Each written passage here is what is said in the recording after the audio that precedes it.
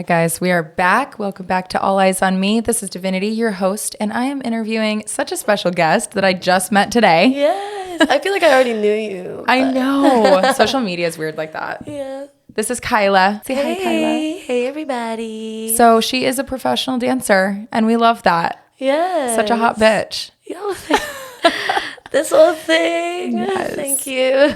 So you are born in LA. I was born in LA. the Philippines. Oh. Yes, I was born in the Philippines, raised in LA. I came here when I was 5. My heart, my soul, Philippines. Yeah. How long did you live in the Philippines before you moved to the States? I was 5. I moved around a lot. My dad was in property management, so I was constantly moving.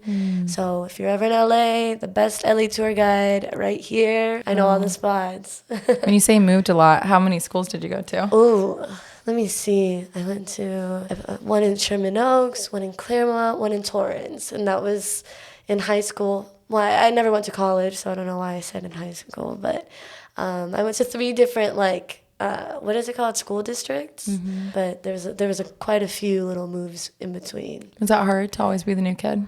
You know what? It was. I think it wasn't so hard at the time just because I was so accustomed to it. It was just like, oh, but then I did later on in my life realize that, it bled into, my adulthood.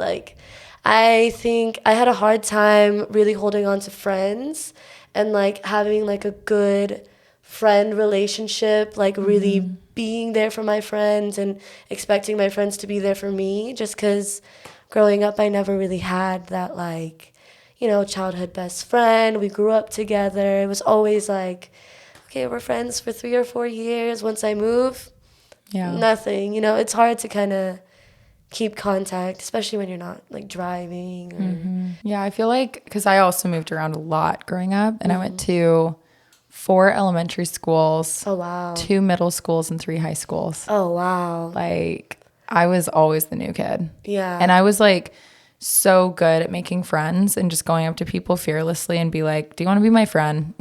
Yeah. Will you be my friend?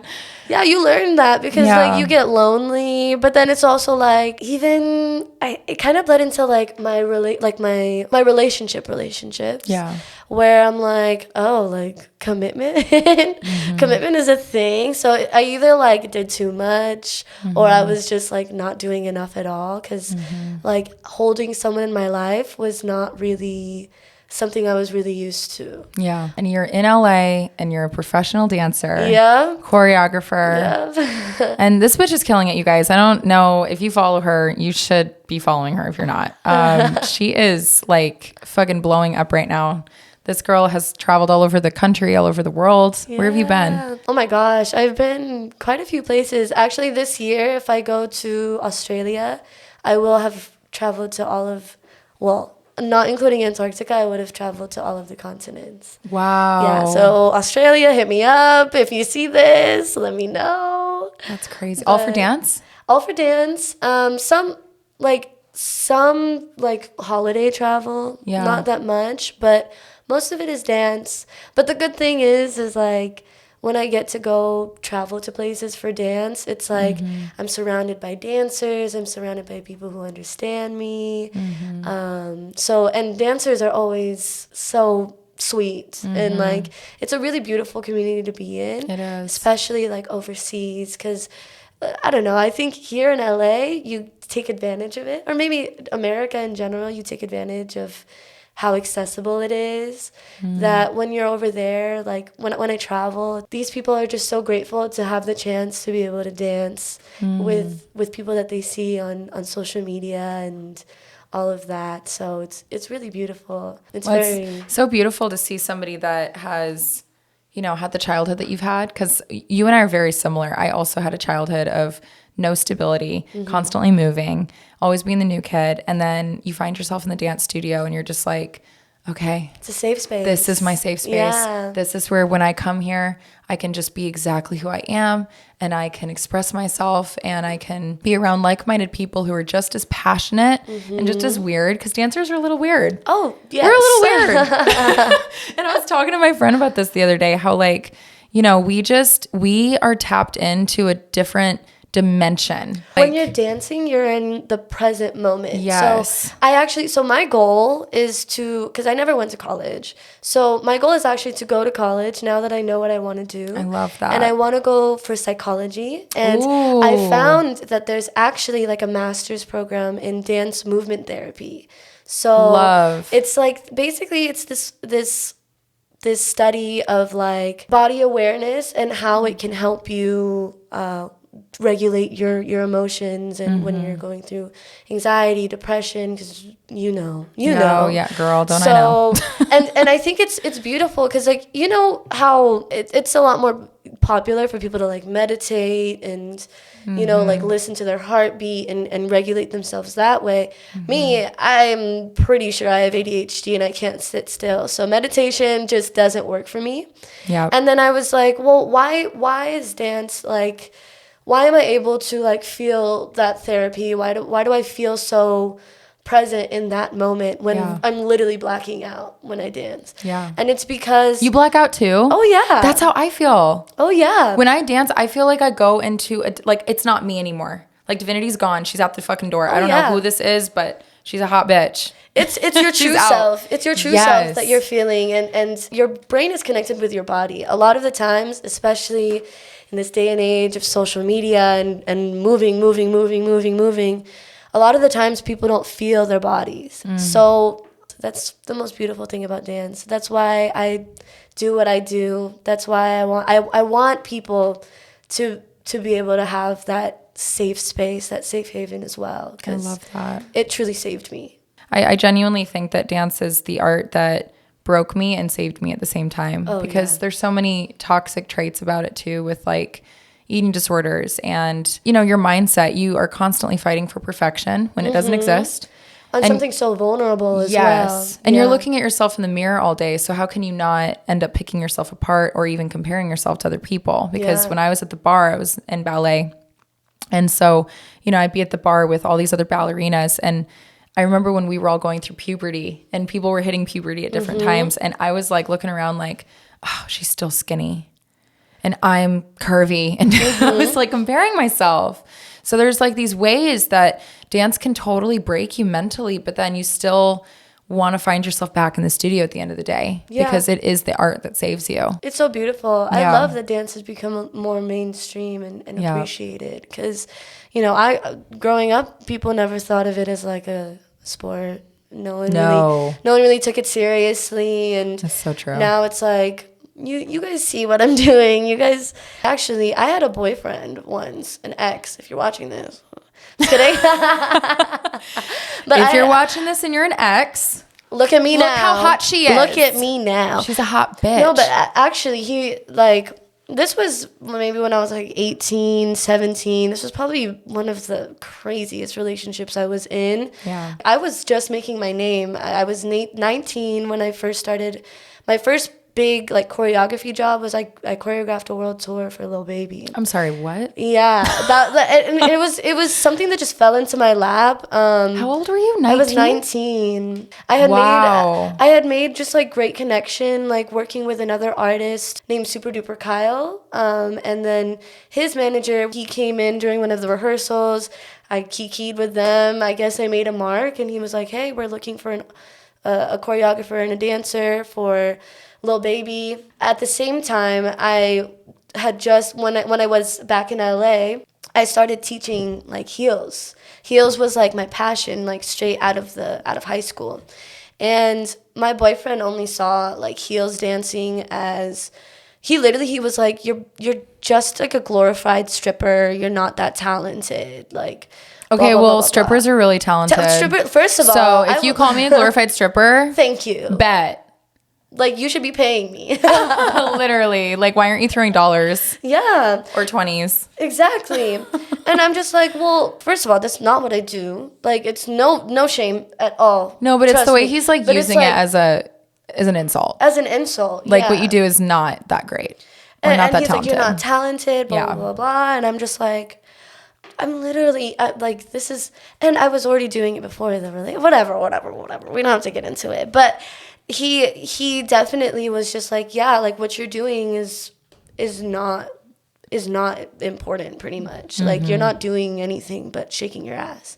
And I'm just like, but you have no idea, like, the influence that I have because of what I do. And you don't know why I do what I do. What you see is is the sexualized version of me that you decided to put in your brain. But what I see is me seeing women in heels and unlocking this inner goddess, you know, that's in them, that's been repressed by men like you, like literally men like you. So I really love all the opportunities that like heels has given me, as well as like let me see like the full me. You know, I'm not scared of shit. I'm not scared of shit. If I can put myself in front of 6 million people in little tiny booty shorts and heels and do what I do, you're not gonna scare me. Right. You can't. I would love to see the average person put on a pair of heels and kiki all the way down the fucking road. Please. I bet. Please. I'd love to see a pussy stud. Yeah, Please. literally. I literally feel like such an empowered feminine goddess, just like as you described, when I wear heels. And it wasn't until I started doing burlesque in my early 20s that I really started owning my body. And it's so funny how different forms of dance can do that, because as a ballet dancer, I didn't want to be sexy. I didn't want to be curvy or sultry or, you know, fuckable. I hate to say that, but ballet was not a sensual art. It was very romantic. It was very pure. You know, you watch Romeo and Juliet and you think, man, what a beautiful love story. But you're not thinking about sex when you're watching Romeo and Juliet. Then you're watching a heels dancer and she's like feeling herself and she's shaking her ass and you're like, okay, bitch, I see you. You know, and it's sex. And it's not even like she's doing it for you. You can tell she's just doing it for herself. And it wasn't until I started doing burlesque that I really came into that world, where, you know, of course, I still was getting the comments that you received from your boyfriend all the time. Oh, you're a glorified stripper. And I was like, okay, well, here's the difference between, you know, the strip world and the burlesque world. And again, love my stripper girls. Love them. Like, I have so many dancers in my life, dancers of all sorts, including strippers. And what they do is fucking hard. I would never be able to do what they do. Trust. But, you know, it's sad because a lot of my stripper friends will admit to this too, how the strip world is very much about the male gaze. And they're paying your rent. So at the end of the day, you have to kind of take your top off for the male, right? Whereas in the burlesque world, Dita Von Teese, old school burlesque, you know, when we started burlesque, it was very much about the woman owning her power. And it's like, I'm going to tease you, but I'm going to do it for me. And I'm going to do it when I'm ready. It's not about you. And then also in burlesque, you're trained in the fact that you don't have to take it off. You don't even have to take it off by the end. And if you don't, that's fine. You're still walking with a check, you know? And so I started doing burlesque because of that. I was like, man, this is all about me coming into my power, me owning my body, me taking it off if I want, putting it back on if I want. It's not about you, it's about me. And so I think that's why like heels and just, you know, this day and age that we're living in, where we're actually watching women own their bodies in a different way. And strut down the fucking sidewalk on TikTok. And just fucking like shaking their ass. Like, it's like, all right, yes. Pussy power. It's not about the fucking men. Amen. It's not about the men. No. Sorry. It's hardly ever. Let me tell you, men, if you're watching this, we don't do this for you. It's not. You can slide in the DMs all you want. It's not doing anything for me. It's not for you. No. It's for us. We're sexy for us. That's all about the fucking goddess energy that I'm not flirting with you. I'm just hot. I'm not flirting with you. I just woke up just being perfect. Just me. Oh my God. I literally, you know, it's funny because every relationship I've been in, I literally have owned it every single time. Thank God. Ever since I came out of the closet, with every woman I've dated, even with men before I came out of the closet, I've always been very unapologetic in my sexualness. And I've just told them like, hey, I'm a dancer. They're like, okay, cool. And I'm like, no, I'm a fucking dancer. So I just want to let you know that we're at the club, right? Song comes on. Ass is being thrown. My ass is being thrown. You're going to have to deal with that, because I'm not going to be this like submissive bitch that's like can I go dance? Like, no. No. I'm on the dance floor. No. And it's funny because everybody I've ever dated has allowed me to shine in that way. That's beautiful. Everybody. And I even, I've had partners that have definitely dealt with control issues in a lot of other ways. But when it came to the dance, they're just like, I'm gonna just it was untouchable, bitch. Thing. I was like, this is that one thing that you can't tell me shit. Yeah. Like if I'm on the bar, you got to just let me be on the bar. You know what? Whenever I go out to the club, I was just telling this to somebody. I was like, if I'm out at the club, you better know that if there's a raised surface, yes. I am on top of that. Like I can't help it. Like I'm just meant to be on stage. Mm-hmm. Yeah. Do you feel like you had a hard time with that growing up? Like just always being the new kid and like never fitting in. And then on top of that, you kind of knew that you were a star. Because I knew I was a star as a child. You know what? I can't say I have because thank God, bless my parents' soul, because they truly, my parents were always like supportive of me and who I was out of the womb. Like I have pictures of me when I was a kid, like with a mic, because Filipinos, we karaoke our life away. So I was always like in front of a mic performing for my grandparents. Once I started learning how to dance, I would always be like, I just choreographed something, you want to watch? So it was, I always found sanctuary in dance, and it was always really accessible to me. So when I had lunch at school, all of my dance team would go and leave, and they would socialize outside. Mm-hmm. My ass stayed indoors. I stayed in the dance studio.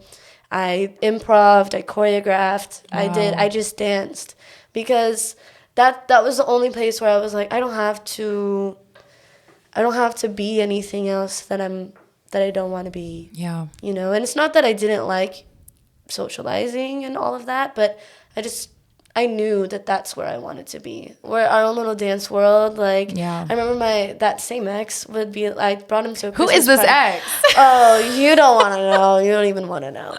But I remember one time I invited him to like a Christmas party with all of my dance friends. And he was like, I literally sat there and didn't know one thing you guys were saying. You guys were talking about this dancer, this, and then these shoes, and this dance class, and blah, blah, blah, blah. And I'm like, oh, wow. Yeah. I really do that. Like, there's more to life. And so that's kind of what the last 2 years of my life have been. That's where I fell in love with, like, using dance for mental health. My ultimate goal, I'm starting to transition a little bit more into, like, making my own music, just because now I want to be able to have a platform that's larger than the niche bubble that I have. Just so she is a singer. She is. Okay, girl.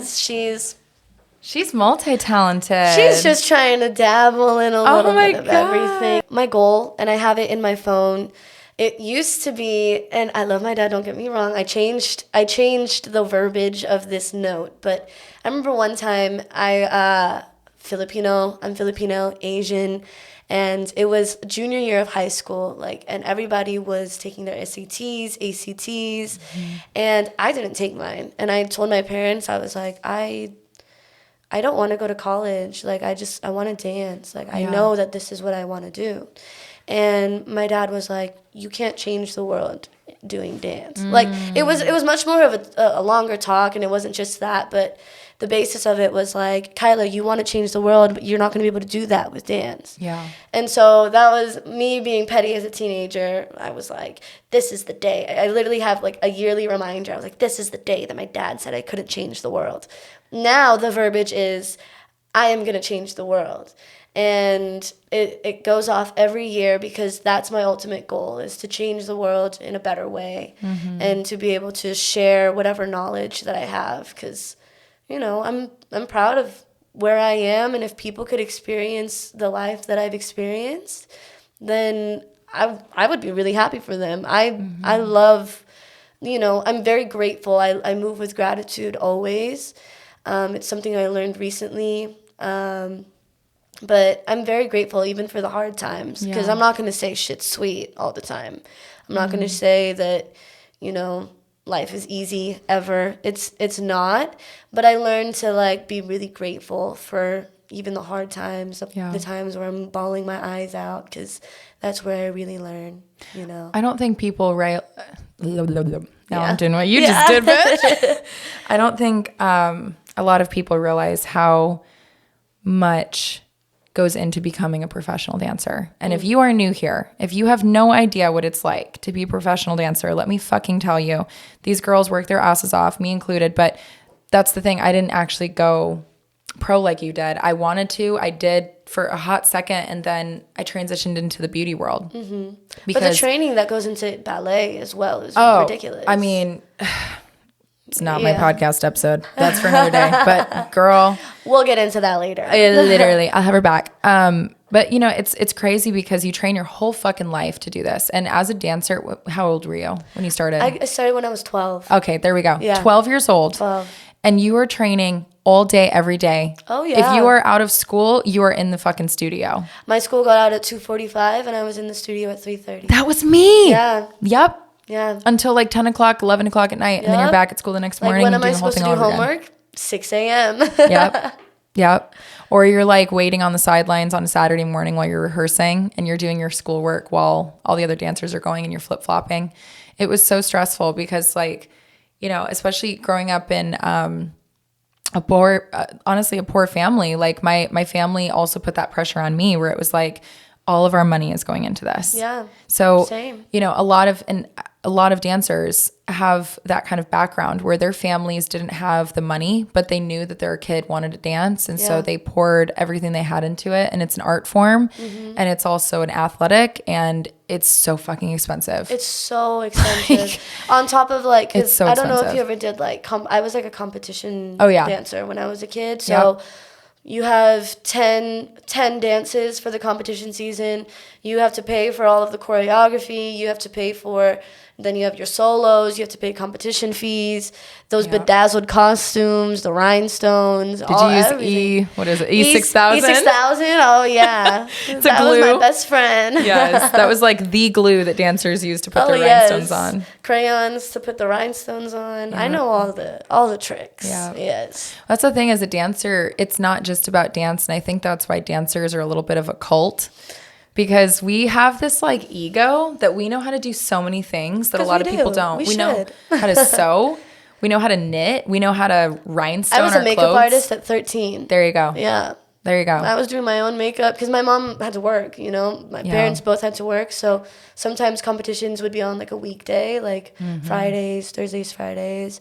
And I was there doing my makeup by myself because I had to. You know, my mom wasn't there all the time. They were there when they could, but sometimes, you know, I had to learn.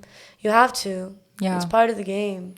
And I think that's why every time I talk to a dancer, I'm like, you just get it. You get it.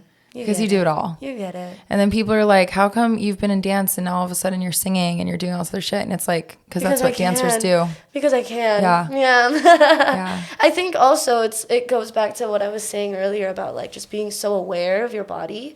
Because I realize that there's people that don't know how to step clap on beat. Wow. Because there's like there's not that connection. But as a dancer, you have a full connection with your mind and your body. And, you know, once you learn how to control that, or not control, but, you know, enhance whatever is in you, then you can, I tell my students every day, you can do whatever you want to do. If you focus on this discipline, because dance is a discipline also. It's not just a hobby. It's truly a discipline. Yeah. If you want to use it to your advantage. I mean, you can use it to your advantage if it's just a hobby, just for shits and gigs. But I think that it is a discipline that ventures off into different things. Like there's a lot of, like, now I'm working on music, but there's so much that I've learned through dance just about how to talk to people, how to schedule things, because, you know, being a dancer, I was a freelance teacher for a long time. So I was my own manager for a really long time. I was having to talk to music people and celebrities and big names all the time just for work. So that's the other thing about being a dancer. You have to learn how to hustle. Oh, yeah. You are your biggest salesman. LA, especially. So hard. Once you're here, So it's saturated. like, it is. I mean, I know there's its own difficulty, like being someone that's not from LA and coming here. And Yeah. But once you get here to LA, it's really its own beast of like, you don't know who to socialize with. You don't know how to socialize because you don't know if people are really there for you or if they're there for the connection or the network. But, you know, I always say good finds the good. You know, that you always find it. It's true. If you move with gratitude, if you move with love, always, you're going to get that in return. Do you think that's the big advice that you would give somebody that's moving to LA to be a dancer is make sure that you are what you attract and put out the gratitude, put out the good energy, and you'll get it back? Yes, that, but also, like, get a job. Like, I hate to say it. I hate to say it, but it's like, I'm gonna, if this is coming from someone who's lived it, y'all, you need to be there for yourself as a human first. So get all of your ducks in a row, because I see a lot of people, and I even experienced it myself, where I was so engaged in my dancing that it became my life. And there was a really big imbalance. And I think to be a dancer, you have to be human first, or else the game is gonna get to your head. In what way? It's gonna, you start thinking of yourself in a viewpoint of other people. Dance, especially if you're trying to become a professional dancer, or just even taking class, because classes nowadays always have like a video camera, you know, at the end of class. So true. So it's like when you're supposed to be learning and trying to gain knowledge and learning more about yourself, you're more worried about how you look and how you're perceiving yourself. Even like if I walk in NoHo, like I know I'm going to see a dancer and I feel like, okay, so I know I'm going to NoHo today. How do I want to present myself? And like, it's tiring. It's tiring to not take care of yourself. Like yourself, you're not, I'm not just a dancer. I'm not just a singer. I'm a human first. And the moment I realized that, I gave myself so much more grace, you know. And I think a lot of dancers put pressure on them because it's literally ingrained in the soul of dance is to pressure yourself and like to fit, well, before I guess, but to fit a mold or like no, there's still a mold. There is, because like in professional dancing too, there's like they do typecasting and like I remember this was like one of the most, I was like, fuck this, like I hate this shit the most, because I remember one time they were like only Asian dancers. And so it was a bunch of Asian dancers that came to this casting, and I'm not gonna sugarcoat it. Like, I'm a very talented dancer. I've worked really hard on my craft, and I know my skill level. I got cut because I wasn't Asian enough. I didn't look Asian enough. Wait. Mind you, I was born in Asia. I'm literally the only bitch in She's here from that's the born. Philippines. I'm literally born in Asia. I'm full Asian, born in Asia. Oh my God. And Make it make sense. I'm apparently not Asian enough because of how I look or how I perceive myself. What? How did they say that? Did they say you're not Asian? Yeah. They did not. Yeah. Shut the fuck up. I got it later on. I didn't get it at the actual audition, but like because I know the choreographer and whatnot, I was told, I'm not Asian enough. Okay, so this is why I literally say this all the time. I'm so thankful for this time that we're living in, where, you know, we've got so much gender and body positive humans, just everybody on the spectrum of gender and body positivity and race, and just, it's beautiful, right? Like, yes, you and I can agree that is happening. Yeah. And at the same time, because two things can be true at once, it's like there's this inclusivity movement, and then they're also using it to still put people in boxes. And there's this weird, like, there's a racial Olympics now. There's a gender Olympics now. Like, that same shit happened to me when I did an audition, because I'm a model. And I had this modeling audition for, I think it was The Gap, and they were looking for a tatted model. And I'm like, okay, bitch, We're here. it's me. Yeah. So I go to this audition and I notice that nobody has tattoos that are visible. And I'm like, where the fuck are these bitches' tattoos? Yeah. And I see one of them has like a tattoo on the back of her neck. One of them has a tattoo on her wrist. And I'm like texting my mom, I got this. Yeah. I'm going to get this audition today. Thank God. Because I've already had like 20 rejections. So I'm like, today's the day. Today's the day. Yeah, it's me. And I got rejected. Yeah. And so then I go to the mall a few months later and I was just curious. I went into Gap and there's the fucking model that they chose. She's got the fucking tattoo on her wrist. And I'm like, are you insane? Like, you get to determine who's the tatted mod. Like, she's tatted because she has one? At the end of the day, it's like there's still this like Hollywood. You know how Disney will always pick like a lighter skin version of, you know, and not to disregard any talent or anything, but I know that there's it's like a hot button topic right now that they're casting like a, was it called, like a Lilo and Stitch but with real people, live action of Lilo and Stitch.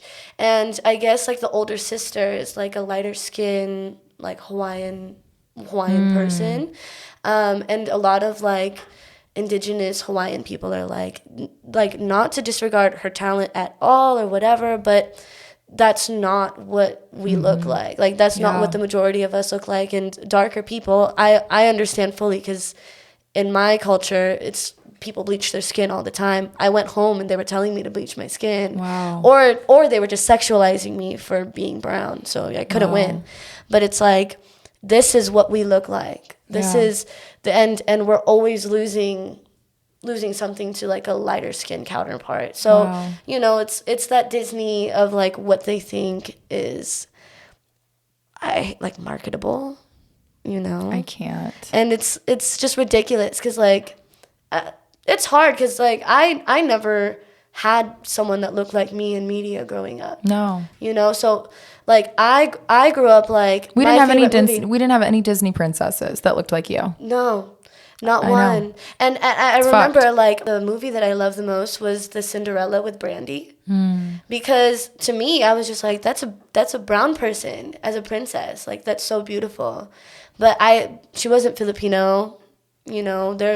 I loved that movie because it was like there was an Asian prince, black princess, you know, everybody was of color of some sort.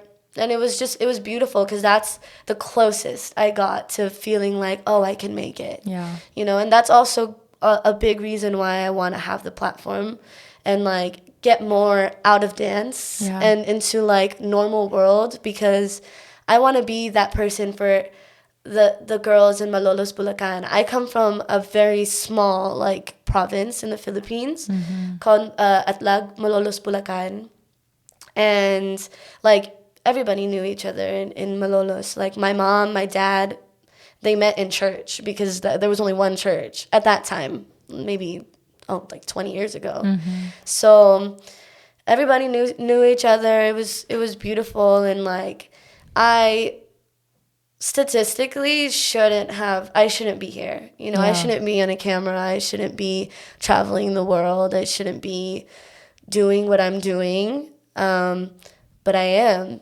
And I want little girls to know that. I want them to know that it's completely possible. Yeah. And it's through gratitude, it's through love, it's through understanding yourself. And that's what I want to have this platform for. So what kind of music are you going to produce? Well, I started like 3 years ago. I had a big hiatus, and I'm now getting back into it. My sound, as of right now, is like a very pop R&B kind of music. I always like, when I talk to my producer, I'm always like, I want music that people can dance to. Like, that's what I love. Yes. And that's why I love music, is because it makes me want to dance. So I don't care what style it is. We could do a ballad, we can do country, we could do rock, we can do pop. As long as we can dance to it, I love that. Then that's the kind of music that I want to make. So I don't want to put myself into a box yet, but right now I'm definitely sitting in my like pop R&B kind of She's moment. in her R&B era. Yeah, you know, but it's like a mix. Like I'm very open. Like I love music in general, so I want to be able to explore and not hold myself to like this one, entity. We gotta do a duet together. I sing too. Yeah, we can do right now. Yes. I'll go alto, you go soprano. Yeah, we'll make your jingle. Yes, bitch. I'm literally trying to come up with my jingle right now, you guys, for this podcast. Yeah. And maybe it'll be you. All eyes on me in the center of the ring, just like a circus.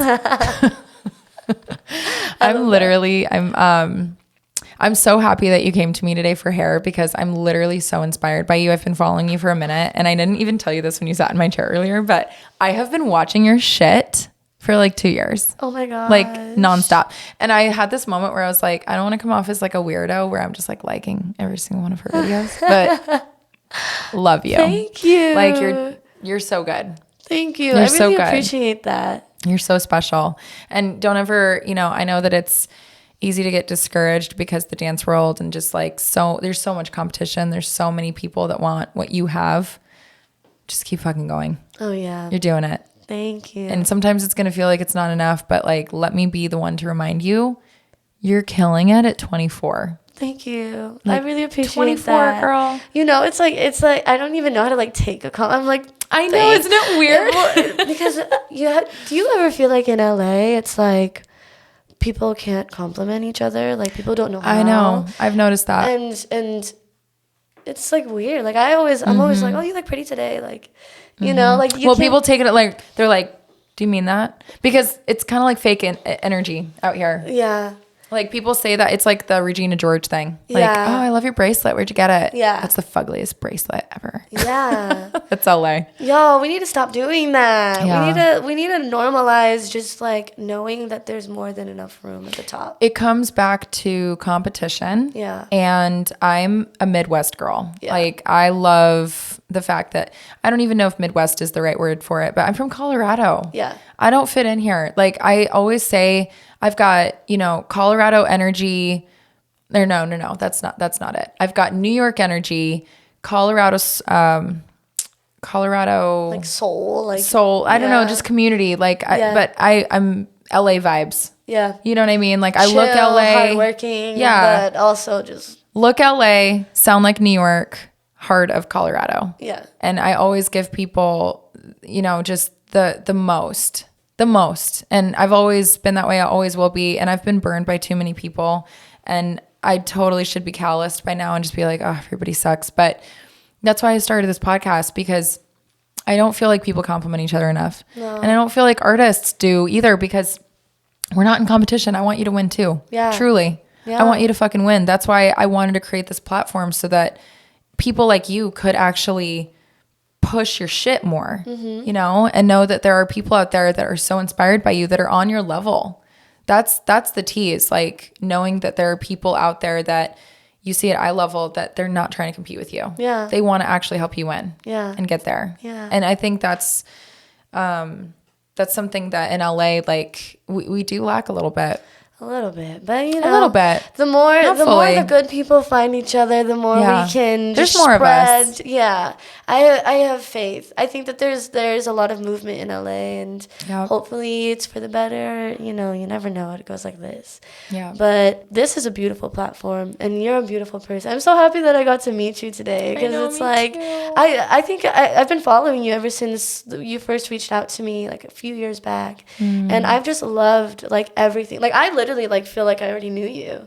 I was like, because you know social media is weird like that. Social media is weird, like but like I feel like I could just feel like you're not faking shit, because all the tears I cried on the internet were real. Okay, literally, I don't do fake tears. I fucking hate people. They're like, why does she always cry on the internet? It's such a poser. I'm like, no, I'm like actually crying. No, I'm just sensitive as fuck. I literally have a Cancer moon. Okay. I cry about everything. Trust me, I get it.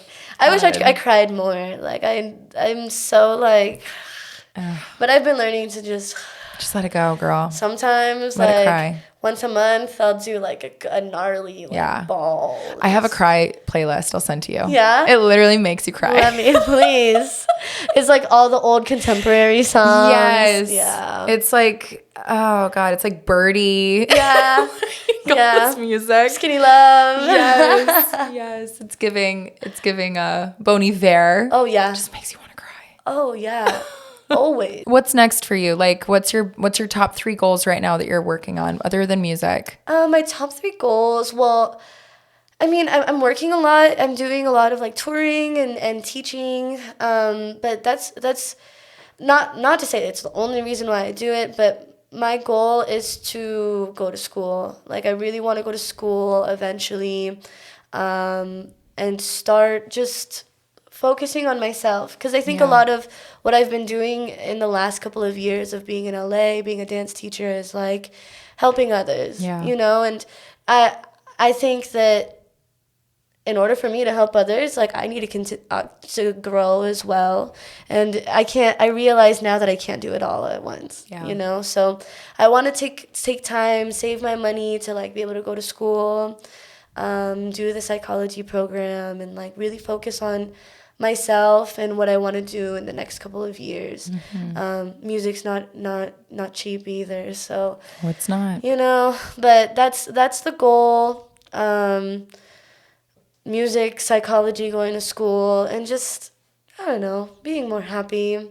Finding more people that share the same, not even share the same love, because I actually don't. A majority of my friends now aren't really dancers anymore. I have all. If you're my dance friend, don't get this twisted, okay? but like I'm starting to see more parts of life and see different, like, you're expanding outside the bubble of dance, and just feeling more human. Totally. And like getting connected with my body more is always like something on the top of my list, because I truly feel like if I'm not taking care of myself, I can't fulfill my purpose. I can't help you with an empty glass, you know? So if you were to leave people with one big, you know, because people are going to listen to this and they're going to think, damn, this is my survival guide. Yeah. Especially that little girl in the Philippines. Yeah. She's going to look at you and she's going to be like, if that bitch can do it, I can do it. Yeah. So what would be the thing that you would tell that little girl in the Philippines? Just anything. Just if you were to leave somebody with one thing that would probably help them throughout life. I would say that there's nothing in this world that you cannot do. But you have to love yourself in order for you to be able to do that. So love every part of you, move with gratitude, be grateful for everything.